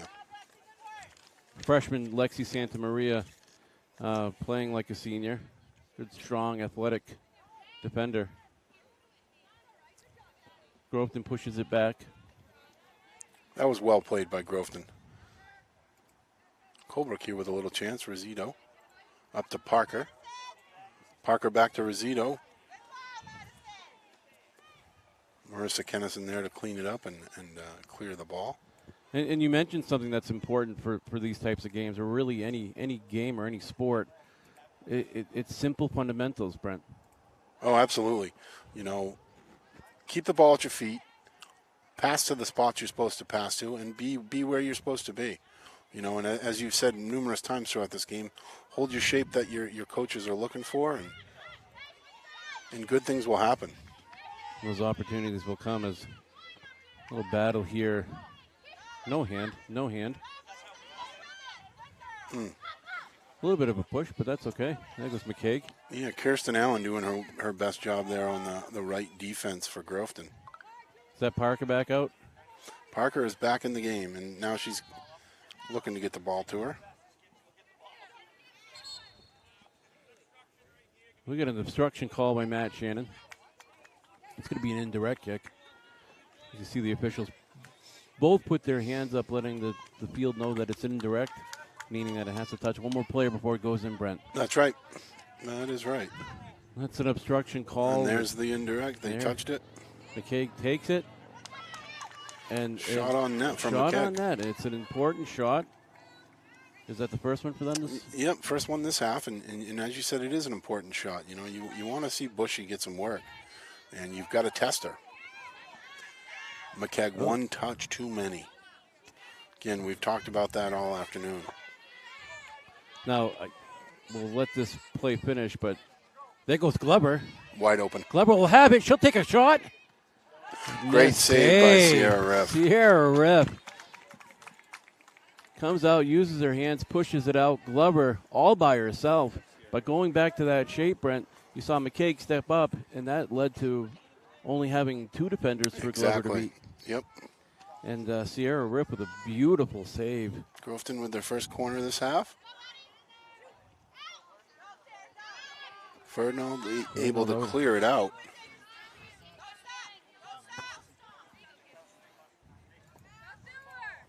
Kirsten Allen puts the ball down the wing for Groveton.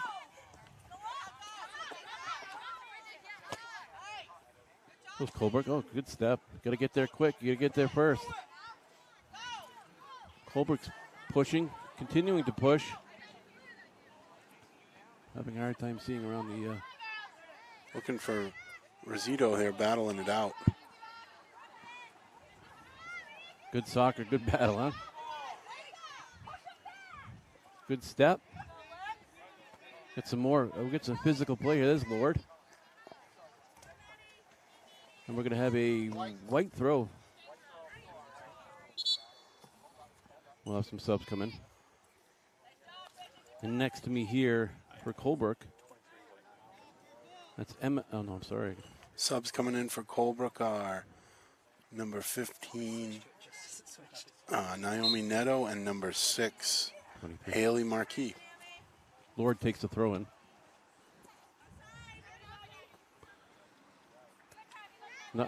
Not much happening there. Not much intent. Parker. Lord to Parker. That was well done. Parker nice play, Parker. Ooh. She's doing well. Shot from deep by Ariana Lord. Bushy there to clean it up. And Bushy makes that save. It doesn't look like much, but a lot can happen with that ball when you take a shot from especially Lord, who could hit the back of the net from there. Sure, absolutely. And that ball hits a pebble and skips the other way and bangs off Bushy's legs or something. You're right. You're absolutely right.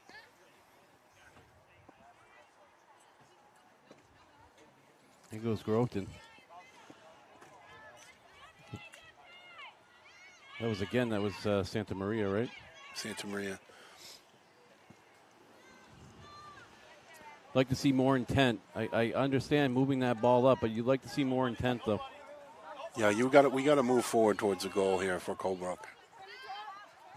Again, a bad touch. That keep trying to slip it through. That was Casey Chappelle. She'll take the throw. Cheyenne Fuller there playing good defense for Colebrook. I believe Fuller's a basketball player, too. Yeah, I believe you're right. Yeah.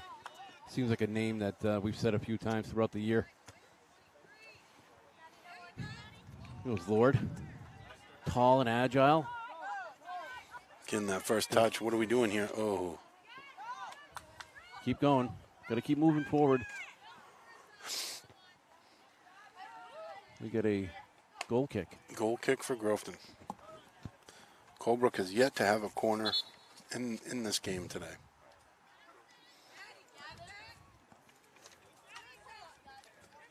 This fall, Sports Talk is back. Just as a reminder, with all new episodes, join Matt and myself and Brent as we talk fall sports, interview coaches, review game highlights, and discuss all things soccer. Visit stream.plume.com for episodes, listings, and watch exclusively on our Roku channel.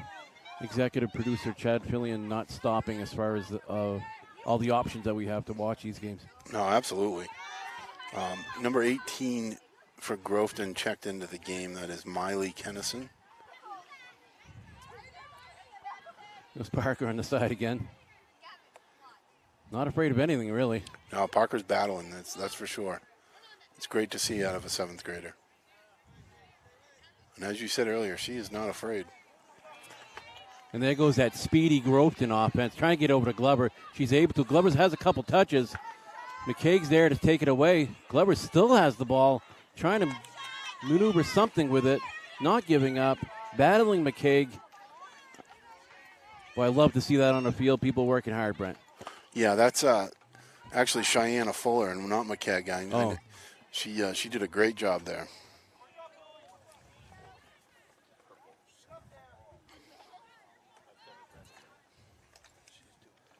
It was Glover trying to settle it.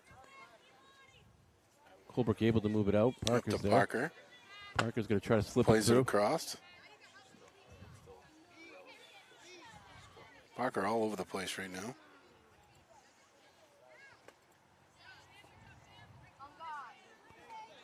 There's these Groveton forwards. Yeah, Paige Lambert, she's quick over there. It's a nice combination with Julie Glover. Yeah, Lambert and Glover. I mean, they look pretty similar as well. I mean, yeah.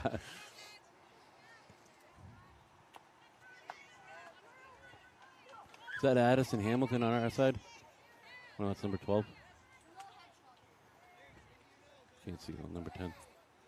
Marissa Kennison. Yeah, that's Kennison. So we got Kennison and Glover.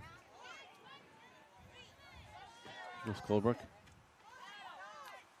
They're able to get it through. Looks like they brought Kennison up to the forward position out of the backfield. Changing it up.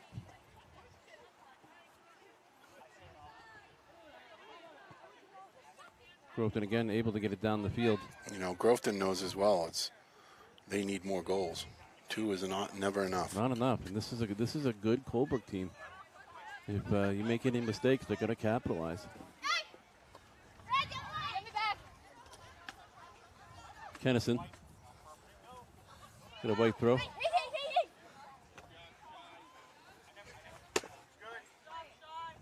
Thought I was going to get hurt there for a second. Ooh, good ball. Slips it up over to Kennison. That was a great ball by Savage. McCaig there to. Is that going to be a corner? Or it looks like it's going to be a Groveton throw here. Still here. Glover wide open. Glover. Plays the ball up to herself. McCaig steps in. Glover still there. Groveton threatening. Ball out front. Riff there to clean it up.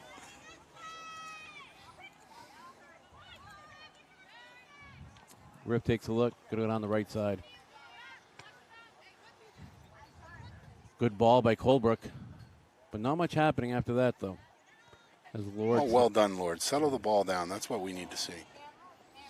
Right back That's to good her. ball movement. That's good ball movement. That's what we Go want to to the see. corner. There you go. There's Parker going to the corner. That's where you want to get it.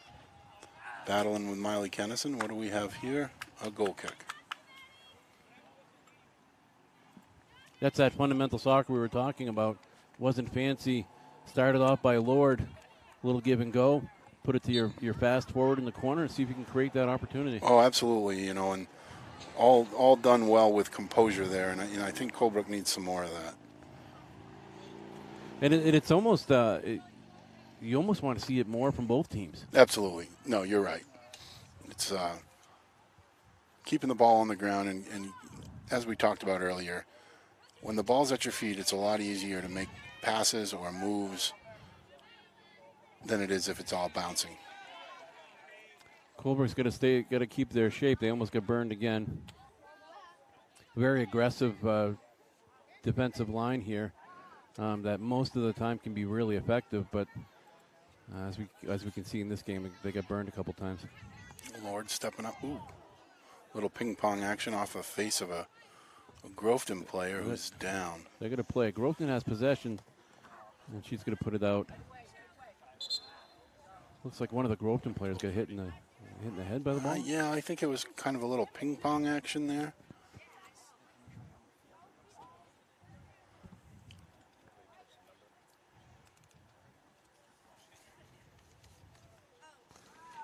Brent, we got a busy week coming up ahead of us. Full week. Coming up on Wednesday the 14th, we travel to Moultonboro as the Panthers take on the Pittsburgh Canaan Yellow Jackets in a 4 p.m. girls varsity game. On Thursday, we'll be in studio for our new episode of Sports Talk. It's me and you. Yep. Having some fun talking about soccer. Then on Friday the 16th, we head to Epping for more Division IV girls soccer with Hinsdale Pacers squaring off against the hometown Epping Blue Devils in a 4 p.m. showdown. Plenty of soccer. Hope it's good weather. Absolutely, you know, and we talked about this last week. There are going to be some days where it's chilly here. You know, this is a fall sport. Yeah. This But feels more like baseball weather today. This is beautiful today. Absolutely. You know, I could go for this weather for a couple more months. Yeah, I wouldn't mind. Mm. I wouldn't mind. I'd even go a little cooler. Right? Yeah. I mean, I don't want to get too greedy. We don't ask for much. We just want, what, maybe 60? 65? 65 and sunny. And we'll accept partly cloudy. Number 6 for Groveton. Is that Casey Chappell? Chappell. Believe she just got hit in the face with the ball, which hurts. Absolutely. It does. It's not very, you know, a soccer ball is not as soft as people would like to think it is. And I'm not sure who kicked that one. Was that Lord? I think it was Lord. Yeah, they were kind of going at each other there. And of course, not intentional, but it's a big kick. Oh, absolutely. That's a strong defender. All right, I was going to get up and grab that, but I didn't want to hurt myself. Kennison put it out. It's going to be a Colebrook throw. It's going to go back to McKay. McKay's going to have a little bit of time. Settle it down and distribute. There you are. Well done. With intention. Kendra Savage stepping up for Groveton and clearing that back towards the Colebrook defense. And here comes Glover again. A lot of time there, Brent. Absolutely, too much time. I mean, luckily for Colebrook, that Groveton couldn't settle the ball down. Have you seen any other girls Division IV soccer to compare to, or is it? I haven't. This is my first game this season so far. Ooh, handball we missed. Nice play by Miley Kennison. I know the Gorham girls team. We covered the Gorham boys game against Woodsville, which was a 7-0 win by Gorham. The girls team actually lost 7-0. So. Oh, really? Yeah, I'm trying to look at the standings and look at the goals and the win-loss records to see how all these things match up, but it's hard to. It's still early. Absolutely. You know, looking forward to our schedule in October. I noticed we have Gorham versus Profile boys. That will be another good game. That's going to be a match. We're also going to White Mountains Regional covering their homecoming. Yeah, with Berlin. That's going to be a great matchup. We're covering girls, boys, and field hockey. Yep, all three. Triple header for us that day. Chad Fillion's going to be bringing the coffee, I hope, at least. We'll see, though. Coffee and donuts. Coffee and donuts, yeah. Well, don't mention donuts. I'm having a hard enough time with the Santa's Village. Santa's Village donuts. Trying to figure out how I can get to this Feastable. Special thanks to Santa's Village as one of our advertisers and our halftime advertiser, and also the place that makes us really hungry. Yeah, absolutely. Unofficially 20 minutes gone in this second half. Shot on net from Glover from about 25 out. Glover changing it up. Typically we'll try to get in, try to create some opportunities there, but taking it probably about 20, 25 yards out. Trying to catch Sierra Riff off guard. You know, fatigue's got to show a little bit here on the Colebrook side as their bench is very limited, but I haven't seen it start yet. That's a good observation now that I'm looking. As Colebrook's threatening right now. Who shot on Bushy? Bushy cleans it up. There's a lot of purple over there on the Groveton side and only one or two white on the Colebrook bench. Yeah, I mean, these girls are playing full 80 minutes here. That's a lot on a young body. Which I guess explains why there's there's a couple 7th graders on Colebrook, yeah. Yeah. And the impact, they're making an impact. I mean, you're right, and not just an impact, but that Maddie Parker on the other side. She's almost been the player of the game for them.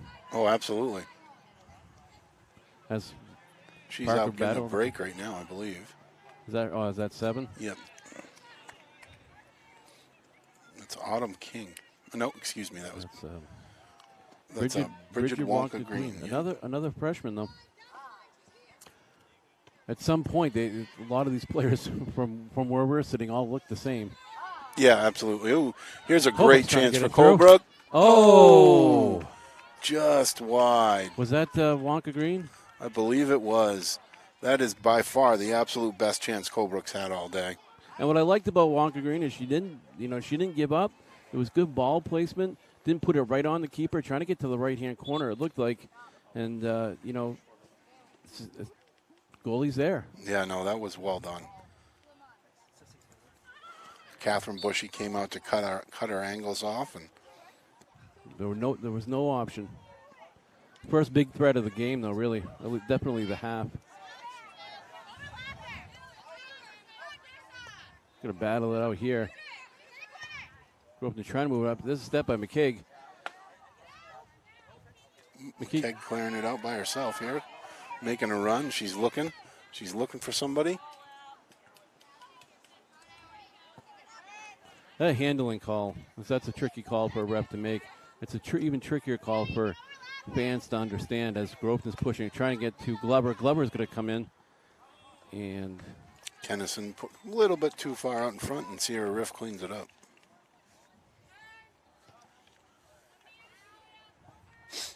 The handling call, Brent, and the offside call, a call that's difficult to make for referees and pretty much impossible to understand from anybody that's watching the game that doesn't know much about soccer, just a little bit. Yeah. Even the people who know a lot about soccer, there's a lot of discretion to those calls that are left up to the officials. Especially handling, it's I believe the technical rule is supposed to be an intentional use of your hand. And a lot of times the ball dribbles up and hits your hand, and sometimes those are called and sometimes they're not. It all depends on the natural movement, and like you said, whether or not it's intentional. We got a couple going down over there. No. What do we have? Looks like we have a goal kick. Goal kick. I don't know if they both fell or ran into each other. May have been a 50-50, I'm not sure. Parker and Eldridge back in the game for Colebrook. Keep trying to push it up. Savage plays it back through. McKeag.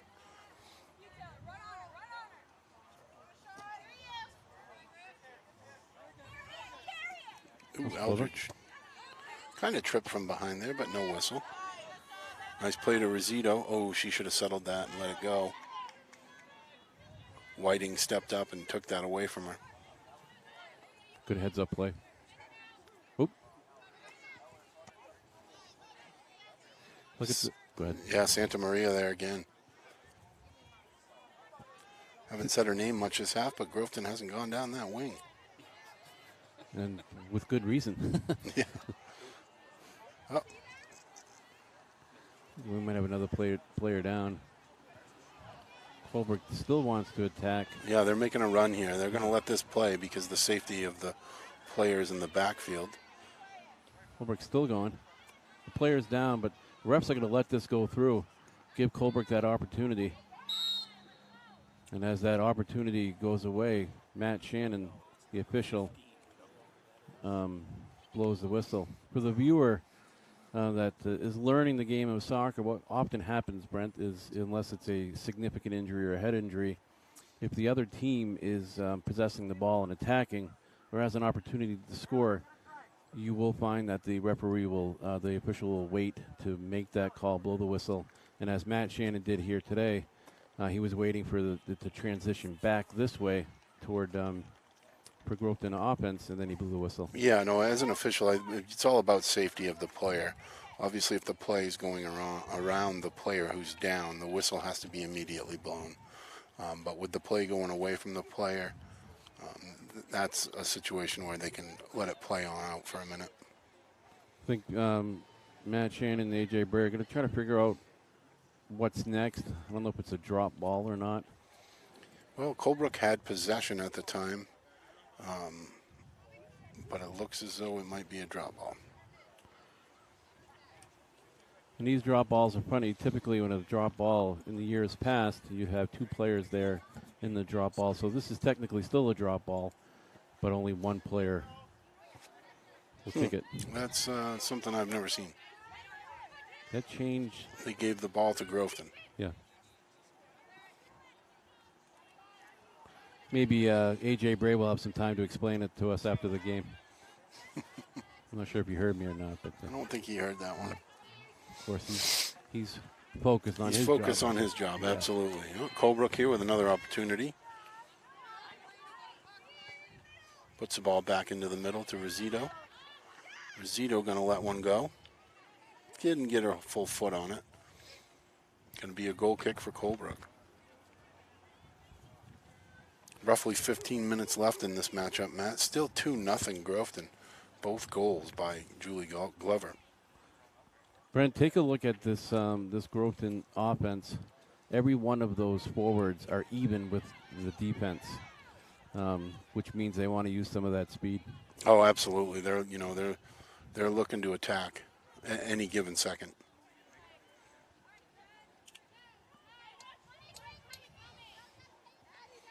Ball's played to Lord out in the middle. She puts it down in the corner to Parker. Parker's got the ball. Ooh, Miley Kennison cleared it off, and we have another goal kick. Thought we might have a Colebrook corner there.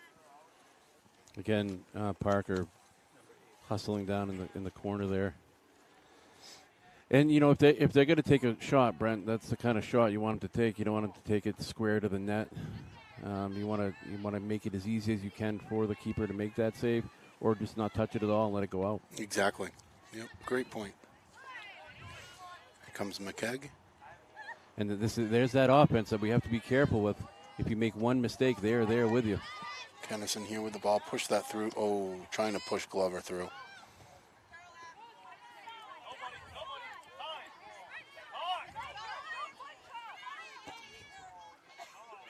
Here comes the keeper, Bushy, and able to save that. Bushy, a very athletic goalkeeper, sprinted up. Now we're going to see the speed, Brent. Here comes the speed, number 14. Ooh, all alone. And Sierra Riff cuts that off. Well done. Groveton offense, Groveton forwards have been fast the whole day, but Sierra Riff is there to take that opportunity away. But that's that speed we were talking about. Absolutely. That was number 14, Madison Ash for Groveton. One touch too many there. Yeah, you kind of just want to let it go. Maybe one touch, settle it, boom. Boom. Yeah, go to a side, pick a side. Riff with a commanding presence, not overly worried. No, Goes up and grabs the ball. absolutely. She was certainly under control throughout that whole. Ooh, another goal kick here for Groveton. We have on number 10 on our side. We have Marissa Kennison. We have Glover in the middle. Who's on the other side? Can you see that? Yeah, that's. Is that Ash? Yes, that's Madison Ash. Madison Ash. You watch, if you watch Madison Ash though, she is the forward that will likely step up or step back for defense, and they switch into a two forward offense. Yes. Yep. And that gives them the midfield, the speed to get there and to push the ball up. And she's fast enough to get back with everybody else. That's absolutely. Good ball by McKegg. Looking for Parker over there. Kennison able to clean that up over there. Miley Kennison.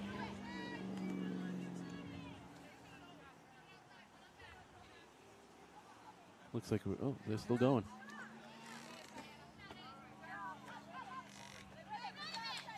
It's the absolute only spot I can't see. What do we got? We have an offside. Again, that's an indirect kick. Both the referees will put their hands up until one player touches the ball after the kick.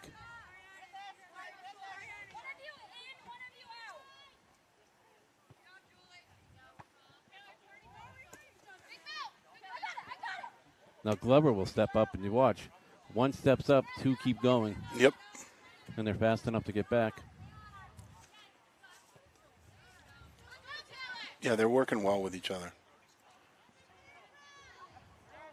We talk a lot about, maintaining that shape, and maintaining the shape is important on defense, but it's also important on offense. Look how high Glover is up over here. Oh, and Glover is on sides, and here we go, Yeah, one ball. She's still on. There's Ash. She'll take the shot. Ooh, nice shot by Ash. Left foot, right hand side, a little too far, but I think that was the right decision for Ash, too, as Glover was in an offside position at that particular time. and the second that Glover engages in that play, it becomes a an dead offside ball. violation. Yeah, absolutely. Because you can be offside, but it becomes a violation when you engage in the play. Which is actually really good if you good field awareness, because Ash knew that she was off, and she said, "Hey, I'm not passing it. I'm going to take a shot." Yep, absolutely. Santa Maria over on the other side for Colebrook, clearing it up the right wing. Maddie Parker.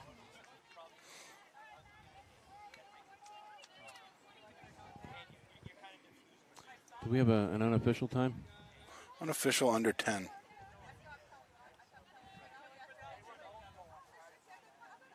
Still plenty of time for soccer. Plenty of time to put some goals in here. You know, and after the game, we have our new feature where we speak with the coaches. Oh, yes. Brand new feature this year. Brent will spend some time with the coaches, get a good post game, get some thoughts. Absolutely. All the coaches were excited to hear this. Oh, well done by Bushy, coming out to clean that up again. Another shot by Maddie Parker, but Bushy there to command the field. Glover. Glover to Kennison. There goes Kennison. Kennison. Ooh, off the goalie's hands, off the top bar. How that doesn't go in, we don't know. That was close. That was close. Nice shot by Kennison. I think Glover was surprised it didn't go in. As Glover has it. Back to Kennison, who's going to put it across. And we have a goal kick. You know, we talked about this earlier, Brent, but that's that, that idea of crash net. Don't stop until, it's either in the back of the net or the keeper has it. Absolutely. That's that pressure word we refer to quite a bit. It looked like Glover thought it might have went in, but something to keep in mind is that whole ball has to go over the whole line. It's not a goal until it does. And, some of these nets are designed with square fronts, and some are rounded. You're right. Good point. Looks as though these are rounded a little bit. Obviously, if that hits a square situation, it either comes back at you, or it goes directly down. Yeah. But off those rounded posts, I think one of 10 things could happen. Yeah. And you got to wait for the ball to settle. Absolutely. Oh, another ball. That was a great ball crossed by Glover.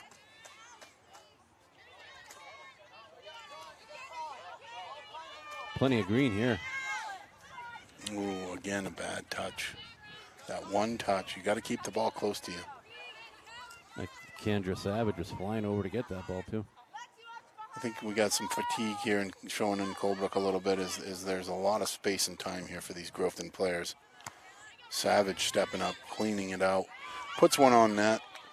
Zero rift there.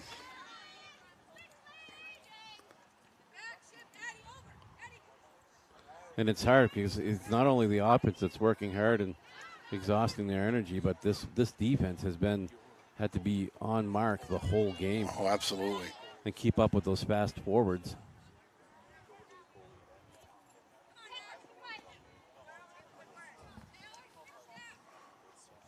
Under 7 here left in this matchup today.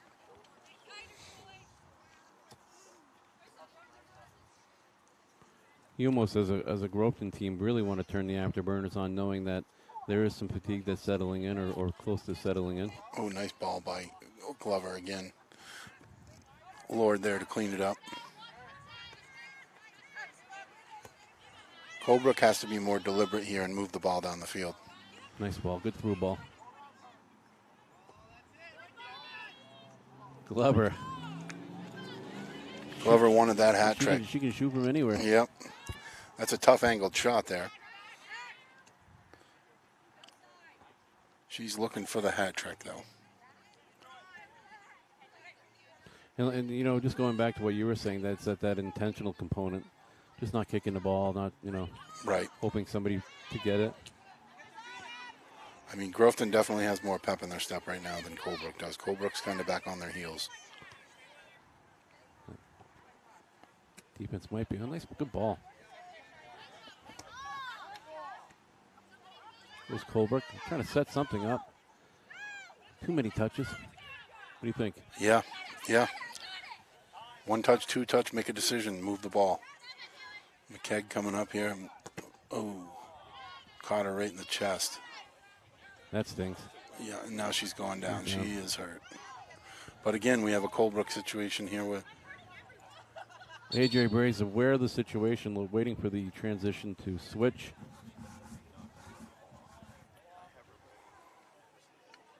That might be a situation where you get hit right there in the middle of your body, where I always say you get hit where there's nothing and it kind of takes the air out of you. For old guys like us, we'd probably be on the way to the hospital right now. Oh, I would be gasping for air. Just a quick shout out to Flume Media. You're watching today's game here on Flume Stream Entertainment Network. That's brought to you by Flume Media. Flume Media is the North Country's premier marketing advertising agency. Flume Media specializes in video production, live streaming, web development, and creative solutions for your organization. Visit flume.com to learn more about Flume Media and how the team there can present you and your business better. The organization that I work for has utilized Flume Media, and they do absolutely wonderful work. On that note, if you're interested in advertising in single games or game packages this season, visit flume.com/shop for our online advertising portal.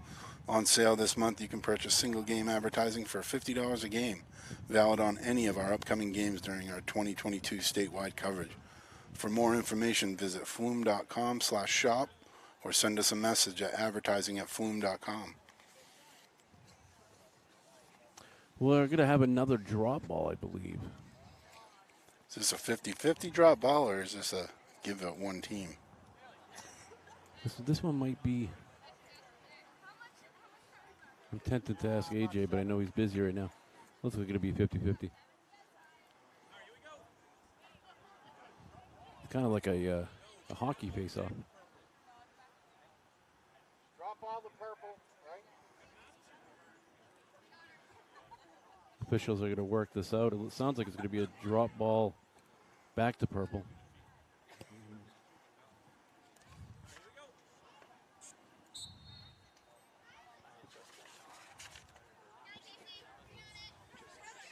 Maybe Matt and AJ are doing the next game. We can ask them in between the. Yeah. It's been since Chad convinced me to come work for him. I haven't done a lot of soccer games, so I might be losing my touch a little bit. Well, you know, there's obviously new rules each year, and I'm just not familiar with this drop ball situation.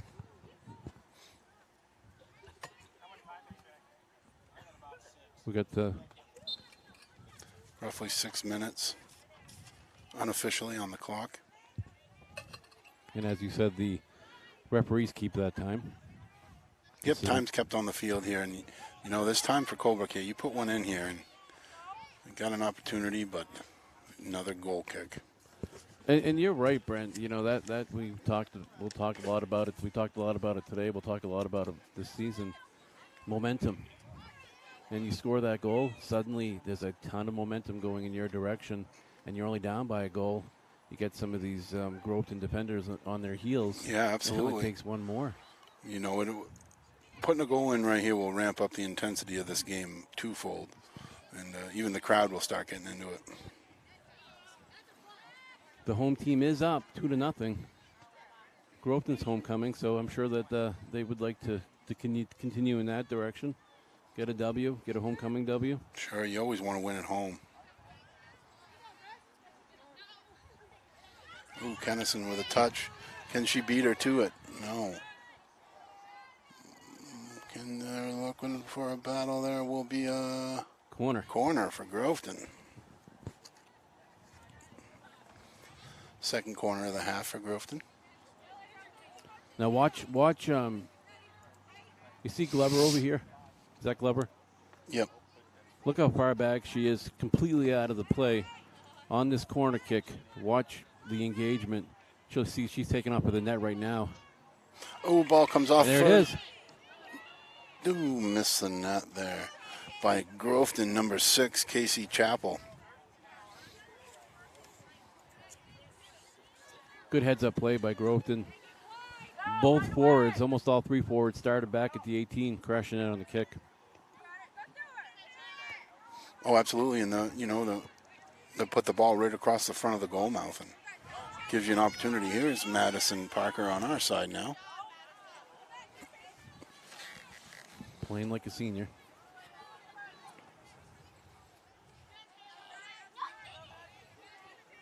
Battle out midfield.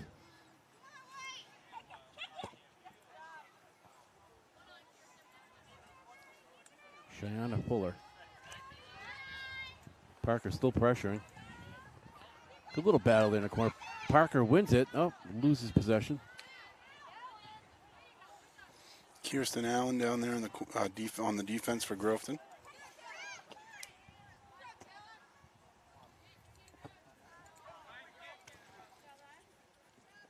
Glover's up. Kennison's up. Ash drops back. Well executed. Santa Maria clearing the ball up here for Colebrook. Colebrook has to have something here. Only a few more chances for an opportunity. Colebrook's not giving up either. No, they're not giving up. Nope, absolutely not. And you know they've got to be tired. Here we go. Parker's off. She's not engaged. Great play by Bushy. Good what a great ball. save. That's a save of the day right there. You got it. Good field awareness. Way to be aggressive. Very confident. And even knowing there were two Colebrook players crashing in that. And that'll do it. So, Brent, for the girls, Colebrook Groveton homecoming game, Groveton pulls off a win. Julie Glover with 2 goals, 2-0. What do you think? Yeah, certainly Julie Glover showed up to play today, as did the rest of the Groveton offense. The Groveton defense was too tough today. Bushy in the net, best chance for Colebrook all day came in the last minute of the game, and Bushy was up to the to task. Total today for Groveton, it was 21 shots total, 7 in the first half, 14 in the second. Colebrook had 15 shots. As we said earlier, you know, a couple of those were quality and some of them were not. Corners were all Groveton today, 2 in each half, no corners for Colebrook. And the goals, as you said, both scored by Julie Glover of Groveton. Groveton comes out of here with a homecoming W. All right, so what we're going to do is we're going to take a quick break, get ready for our post-game interviews with Brent and the two coaches. Stick with us. Again, Flume Streams Entertainment Network providing you even more coverage with a post-game interview. We'll be right back.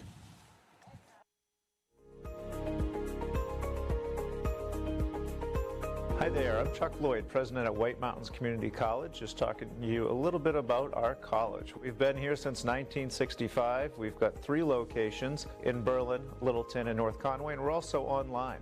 We have a lot of technical programs, and we have a lot of online, remote, synchronous, asynchronous, whatever works best for your schedule. We are the only higher ed institution in New Hampshire above the notches.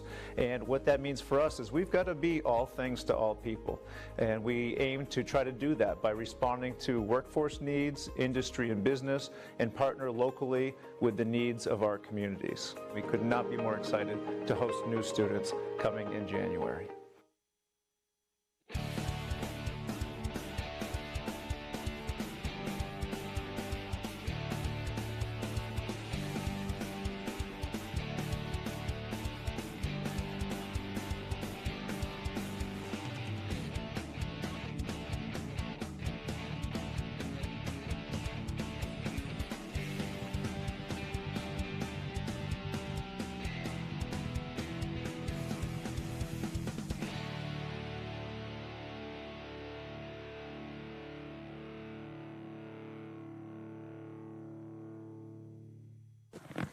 Hi, everybody, and welcome back to Flume Stream Entertainment Network for today's coverage in Groveton, New Hampshire. Groveton's homecoming games.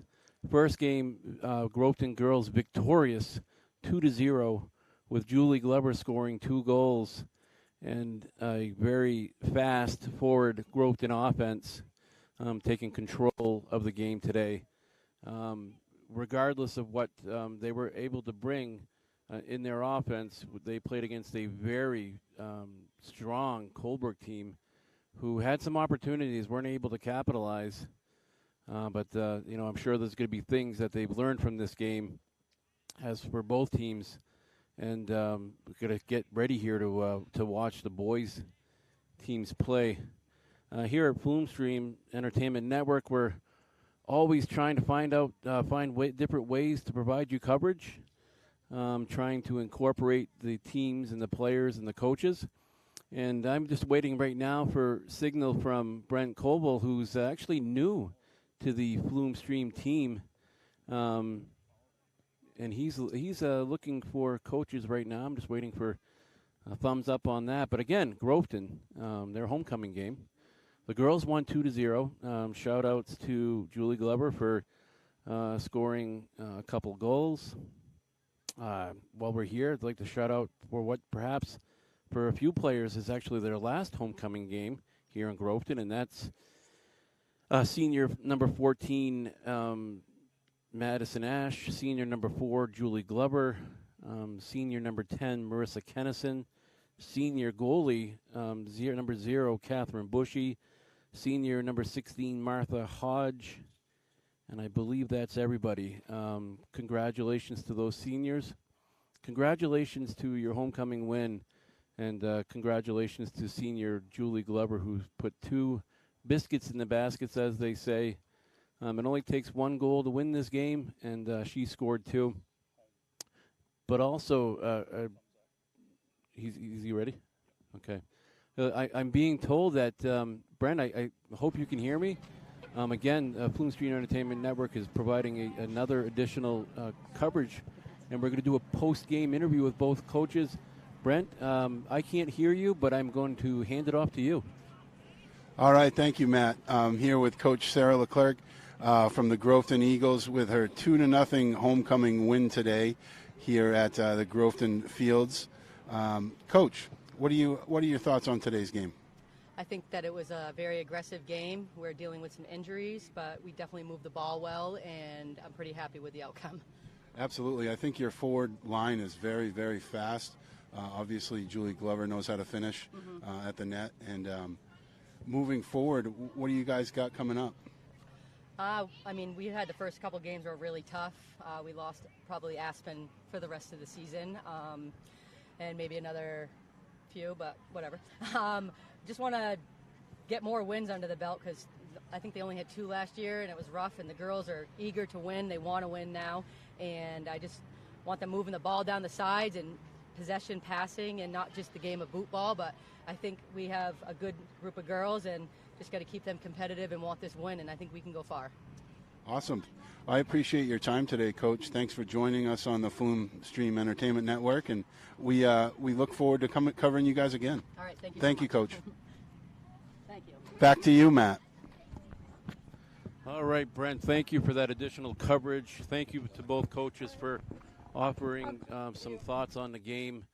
We're going to finish it up here, but just as a reminder for the viewers, we have a second game. It's going to be the boys' homecoming game, Colebrook and Groveton, which is due to be a battle as well. But thank you for tuning in to the Flume Media coverage of the 2022 NHIAA Division IV Girls Soccer here in beautiful Groveton, New Hampshire. I'd like to thank all of our crew here today. Brent Colville is a color announcer, James Duguay is a producer, Chad Fillion on stats. On the cameras, one of the more important parts of this game, we have Skipper Fillion and Elizabeth Duguay and Adam Noyes. I also want to give a shout-out to these advertisers who made today's production possible. Jeff and Keith at George M. Stevens & Sons, Christine at White Mountains Community College, Jan at Woodsville Guarantee Savings Bank, Jim at Santa's Village, all of our other regional supporters, and of course to you, our viewers. My name is Matt Buto. Thanks for watching. This has been a Flume Media production. We'll be right back with the Groveton Colebrook homecoming boys game. Stay tuned.